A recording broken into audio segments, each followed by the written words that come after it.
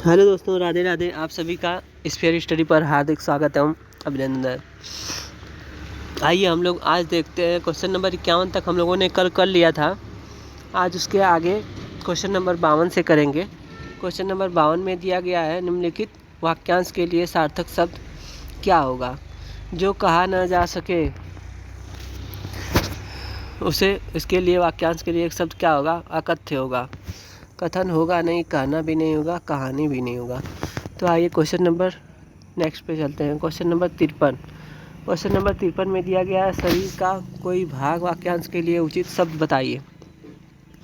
दृष्टि होगा नहीं, कृशांग भी नहीं होगा, अभिन्न भी नहीं होगा। तो इसका सही जवाब अवयव हो जाएगा। Question number 54। क्वेश्चन नंबर 54 में दिया गया है, किसी पदार्थ या राज्य का दूसरे पदार्थ या राज्य में मिल जाना क्या कहलाता है। एकीकरण नहीं, एकीकरण नहीं कहलाता है। संगम, संगम भी नहीं होता है। सहयोग भी नहीं होता, ये विलय होता है। तो 54 का सही जवाब बी हो जाएगा। Question number 55। क्वेश्चन नंबर 55 में दिया गया है, वह धन जो आधिकारिक रूप से राज्य को मिलता है हो उसे उसके लिए एक शब्द क्या होगा। कर होगा नहीं, राजस्व होगा। चुंगी होगा नहीं, राजधन भी नहीं होगा, कर भी नहीं होगा। इस तरह से ऑप्शन ए सही हो जाएगा। Question number 56। क्वेश्चन नंबर 56 में दिया गया है, बिना स्वार्थ के कार्य करने वाले को निस्वार्थी कहते हैं। आइए क्वेश्चन नंबर 57 पे चलते हैं। क्वेश्चन नंबर 57 में दिया गया है, अशुद्ध वाक्य छाटिए। लाभ पाने की इच्छा को क्या कहते हैं, लिप्सा। है तो सही है, इसलिए ये गलत हो जाएगा। हमसे अशुद्ध पूछा है तो सही वाला हमें नहीं लेना है। जो किसी से जीता न जा सके उसे अजय कहते हैं, तो सही है, इसलिए ये भी नहीं होगा। हमसे प्रश्न में अशुद्ध वाक्य को पूछा गया, इसके लिए एक शब्द अशुद्ध दिया गया हो। क्वेश्चन नंबर 57 का आइए नेक्स्ट विकल्प देखते हैं। नाप तोल कर खर्च करने वाले को मितवासी कहते हैं, नहीं। इसे तो इसका सही जवाब हो जाएगा ऑप्शन नंबर सी, और बाकी सब सही दिए गए हैं। Question number 58। क्वेश्चन नंबर 58 में दिया गया है, आकाश में इतने तारे हैं कि गिने न जा सकें। गिने न जा सके के लिए वाक्यांश के लिए एक शब्द क्या होगा, अनगिनत हो जाएगा। आइए क्वेश्चन नंबर 59 पे चलते हैं। क्वेश्चन नंबर 59 में दिया गया है, सारे शरीर की हड्डियों का ढांचा क्या कहलाता है। शरीर की हड्डियाँ थोड़ी कहलाएगा, हड्डी का ढांचा नहीं कहलाएगा, मांसपेशी भी नहीं कहलाएगा, कंकाल कहलाता है। क्वेश्चन नंबर 60 देखिए। क्वेश्चन नंबर 60 में दिया गया है, जो इंद्रियों से परे हो उसे अतीन्द्रिय कहते हैं, और जो इंद्रियों को जीत ले उसे जितेंद्रिय कहते हैं। Option number C. लेकिन हमसे पूछा गया है, जो इंद्रियों से परे हो उसे अतीन्द्रिय। ऑप्शन नंबर ए सही हो जाएगा इसका। आइए क्वेश्चन नंबर 61 पे चलते हैं। क्वेश्चन नंबर 61 में दिया गया है, जो कहा गया है उसे अकथ्य कहते हैं, नहीं। कल्पित नहीं, वचनातीत नहीं, जो कहा गया है वो कथित कहलाता है। आइए क्वेश्चन नंबर 62 पे चलते हैं। क्वेश्चन नंबर 62 में दिया गया है, जो प्रमाण द्वारा सिद्ध न हो सके। अचिंत्य कहते हैं, नहीं। अद्वितीय कहते हैं, नहीं। अनिर्वचनीय कहते हैं, अनिर्वचनीय भी नहीं होगा। इसका हो जाएगा अप्रमेय, जो प्रमाण द्वारा सिद्ध न हो। और जो प्रमाण द्वारा सिद्ध हो जाए उसे प्रमेय कहते हैं, और जो सिद्ध न हो उसे अप्रमेय कहते हैं। आइए क्वेश्चन नंबर 63 पे चलते हैं। क्वेश्चन नंबर 63 में दिया गया है, जो अपनी जगह से डिगे न डिगे। वाक्यांश के लिए उचित शब्द बताइए। तो असीमित होगा नहीं, जो सीमित न हो उसे असीमित कहते हैं। आधार भी नहीं होगा, अखंड भी नहीं होगा। इसके लिए एक शब्द हो जाएगा 63 का सी, अडिग। जो अपनी जगह से न डिगे उसे अडिग कहते हैं। 63 का सही जवाब हो जाएगा ऑप्शन नंबर सी। आइए नेक्स्ट क्वेश्चन पे चलते हैं। Question number 64। क्वेश्चन नंबर 64 में दिया गया है, जिसे पार करना कठिन हो। पारंगत नहीं, दूरदर्शी ये भी नहीं होगा। दत्तक पुत्र भी नहीं होगा। दत्तक तो जैसे गोद लिया हुआ पुत्र को दत्तक पुत्र कहा जाता है। जिसे पार करना कठिन हो उसे दुस्तर कहते हैं। एक शब्द हो जाएगा ये सही। Option question number 65। Question number 65 में दिया गया है, जिसका जन्म बाद में हुआ हो उसे अन्य कहते हैं, नहीं। सॉरी, अन्य कहते हैं, उसे अनुज कहते हैं, उसे तनुज कहते हैं या अतुल कहते हैं। तो 65 का सही जवाब हो जाएगा ऑप्शन नंबर बी, अनुज होता है जिसका जन्म बाद में हुआ हो, यानी कि आपके बड़े भाई के बाद आपका जन्म हुआ हो तो आप बड़े भाई से छोटे हो, इसलिए अनुज का अर्थ होता है छोटा, जो बाद में जन्मा हो। आइए क्वेश्चन नंबर 66 देखते हैं। क्वेश्चन नंबर 66 में दिया गया है, उचित शब्द के लिए विकल्पों में से चुनिए। जिसके पास न पहुंचा जा सके, उसके लिए एक शब्द क्या होगा? अज्ञेय, अगवानी, अगाध या अगम्य। तो 66 का सही जवाब क्या हो जाएगा? ऑप्शन नंबर डी, अगम्य, जिसके पास पहुंचा न जा सके। Question number 67। क्वेश्चन नंबर 67 में दिया गया है, दोपहर के बाद का समय क्या कहलाता है? दोपहर के बाद का समय अपराह्न कहलाता है और दोपहर के पहले का समय पूर्वाह्न कहलाएगा। ठीक है। और मध्याह्न जो बीच दोपहर का समय, यानी कि एकदम बीच में जो 12 बजे का समय को मध्याह्न कहते हैं। आइए नेक्स्ट क्वेश्चन पे चलते हैं, क्वेश्चन नंबर 68 पे। इसमें दिया गया है, जिसकी सीमा न हो, वाक्यांश के लिए उचित शब्द बताइए। जिसकी सीमा न हो, इसके लिए एक शब्द हो जाएगा सीमांकित नहीं, परिसीमित ये भी नहीं होगा, ससीम ये भी नहीं होगा, असीम होगा। जिसकी सीमा न हो उसे असीम कहते हैं। 68 का सही जवाब हो जाएगा D. Question number 69। Question number 69 में दिया गया है, जो समान न हो, बराबर नहीं, एक समान ये भी नहीं होगा, खुराक भी नहीं होगा, जो समान न हो उसे विषम कहते हैं। Question number 70। क्वेश्चन नंबर 70 में दिया गया है, राजनीतिज्ञों एवं राजदूतों की नीति संबंधित कला क्या कहलाती है? इसके लिए वाक्यांश के लिए एक शब्द क्या होगा?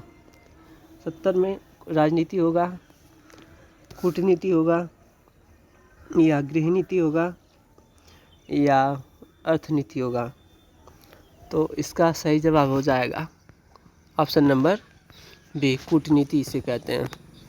आइए क्वेश्चन नंबर 71 पे चलते हैं। क्वेश्चन नंबर 71 में दिया गया है, जिसके सभी दांत झड़ चुके हों उसे क्या कहते हैं? पोपला कहते हैं, खलवाट कहते हैं, बूढ़ा कहते हैं, या खोखला कहते हैं? खोखला कहते हैं। तो 71 का सही जवाब क्या होगा? उसे पोपला कहते हैं। जिसके सारे दांत झड़ जाते हैं उसे पोपला कहते हैं। आइए क्वेश्चन नंबर 72 पे चलते हैं। क्वेश्चन नंबर 72 में दिया गया है, जो कम बोलता हो के लिए वाक्यांश के लिए एक शब्द मितभाषी होगा, अपभाषी होगा, अपभाषी तो नहीं होगा, मृदुभाषी ये भी नहीं होगा, कटुभाषी ये भी नहीं होगा। तो इसका सही, जब कम बोलता है उसे मितभाषी कहते हैं। तो 72 का सही जवाब हो जाएगा ऑप्शन नंबर ए। आइए क्वेश्चन नंबर 73 पे चलते हैं। क्वेश्चन नंबर 73 में दिया गया है, जानने की इच्छा रखने वाले वाक्यांश के लिए एक शब्द क्या होगा? दूरदर्शी होगा? नहीं, ये तो दूर की सोचने वाला होगा। युत्सु होगा? नहीं, युद्ध की इच्छा रखने वाले को युत्सी कहते हैं। जितेंद्रिय, जिसने इंद्रियों को जीत लिया उसे जितेंद्रिय कहते हैं। जानने की इच्छा रखने वाले को जिज्ञासु कहते हैं। 73 का डी हो जाएगा। आइए क्वेश्चन नंबर 74 पे चलते हैं। क्वेश्चन नंबर 74 में दिया गया है, तुम्हारा अपराध क्षमा किए जाने योग्य है। तो यहाँ पे क्षमा किए जाने योग्य को रेखांकित किया गया है। इसके लिए एक शब्द क्या होगा? शोभनीय, अशोभनीय नहीं, अक्षम्य नहीं, गलत ये भी नहीं होगा। क्षमा किए जाने योग्य को क्षम्य कहते हैं एक शब्द में। आइए क्वेश्चन नंबर 75 पे चलते हैं। क्वेश्चन नंबर 75 में दिया गया है, यथासंभव के लिए कौन सा वाक्यांश उपयुक्त होगा? जहाँ तक हो सके, संभवतः, यथारूप, संभव हो। तो 75 का सही जवाब हो जाएगा ऑप्शन नंबर ए, जहाँ तक हो सके के लिए एक शब्द होगा यथासंभव। आइए क्वेश्चन नंबर 76 पे चलते हैं। क्वेश्चन नंबर 76 में दिया गया है, जो उचित समय पर न हो उसे क्या कहते हैं? 76 में सामयिक, असामयिक, काल्पनिक, या ऑप्शन नंबर डी होगा कल्पनाजन्य। तो इसमें से कौन सा सही हो जाएगा 76 का? जो समय पर न हो उसे असामयिक कहते हैं और जो समय पे हो उसे सामयिक कहते हैं। ठीक है, आइए क्वेश्चन नंबर 77 पे चलते हैं। क्वेश्चन नंबर 77 में दिया गया है, जिस घटना को वचन से व्यक्त न किया जा सके उसे क्या कहते हैं?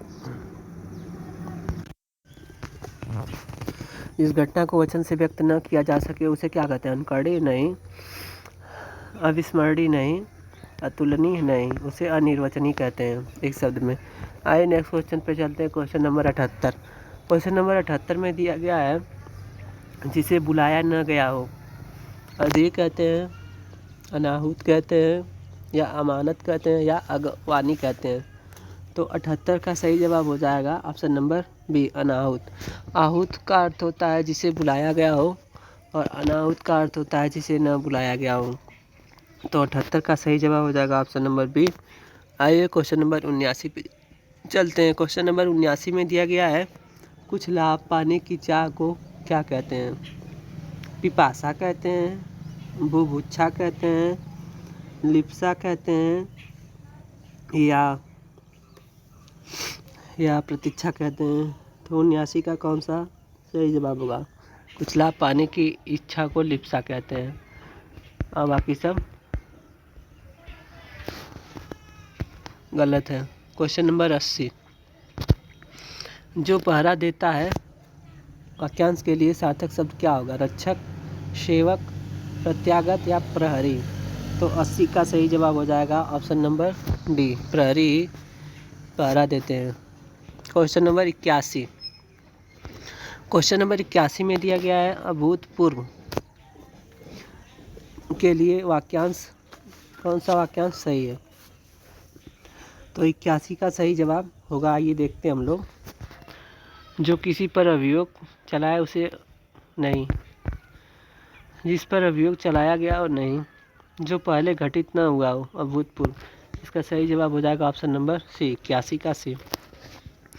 बाकी सब गलत है। क्वेश्चन नंबर 82, मुंशी प्रेमचंद द्वारा लिखित कहानियाँ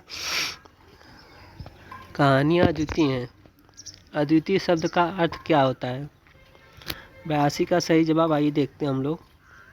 जो किसी के समान हो, जो बहुत अच्छा हो, जिसके समान कोई दूसरा न हो, जिसकी किसी से समानता न की जा सके और समानता की जा सके। तो जिसके समान कोई दूसरा न हो उसे अद्वितीय कहते हैं। ऑप्शन नंबर सी इसका सही जवाब हो जाएगा। क्वेश्चन नंबर 82 के बाद आइए 83 पे चलते हैं। क्वेश्चन नंबर 83 में दिया गया है कि जिस पेड़ के पत्ते झड़ गए हों उसके लिए एक शब्द क्या होगा?